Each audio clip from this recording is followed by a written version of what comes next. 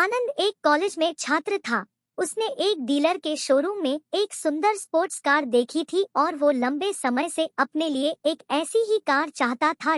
आनंद जानता था कि उसके माता पिता इसे खरीदने के लिए सक्षम है, इसीलिए उसने उन्हें बताया कि उसे ये कार अपने ग्रेजुएशन कंप्लीट होने पर गिफ्ट के रूप में दे।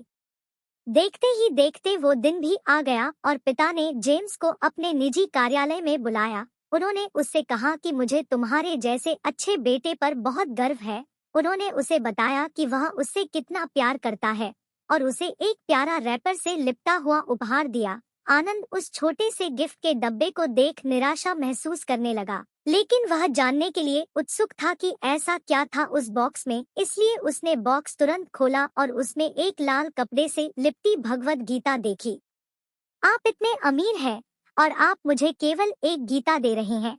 काफी गुस्से से अपने पिता पर वो चिल्लाया और अपनी नाराजगी और गुस्से के वश में आकर आंडव ने ना आव देखा ना ताव तुरंत घर छोड़ दिया। काफी साल बीत गए। आनंद अब एक सफल व्यवसायी बन गया था। वह अपने जीवन में खुश था। उसकी शादी हो चुकी थी और उसके 2 बच्चे थे। उनका परिवार एक सुंदर घर में रहता था, लेकिन उसके पिता के साथ टूटे रिश्तों के कारण उसकी आत्मा अभी भी आहत थी। आनंद अपने पिता का घर छोड़ने के बाद कभी उनसे नहीं मिला था।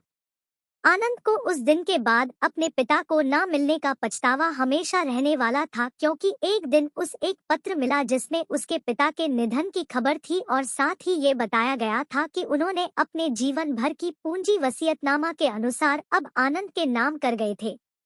अपने पिता की सारी संपत्ति विरासत में मिली। तब आनंद अपने पिता के घर पहुंचा और कुछ महत्वपूर्ण कागज की तलाश करने लगा और गलती से उसे वही भगवत गीता का उपहार लिपटा हुआ मिला, जिसे देख उसे फिर उसी उदासी का एहसास हुआ।